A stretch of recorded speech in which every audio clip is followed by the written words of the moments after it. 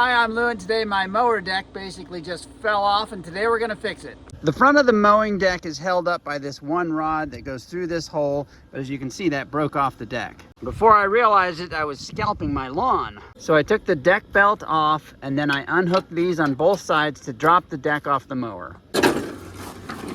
This is what a mowing deck should look like, with 3 mounting points there in the back and 1 in the front, but mine broke off like this, and now I only have 2.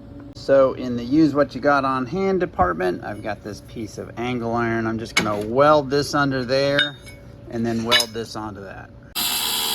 Everything cleaned up, and then we're gonna weld this on here and this on here. Strong and ugly, but we'll paint it. All right, we got it pinned back in there and on the other side, and that bar is in place, and now we'll attach it up there. So it comes up and through the front like this, washer right there, and nut. And we are back in business. Thanks for watching. I'll put a link to my other mower videos over there.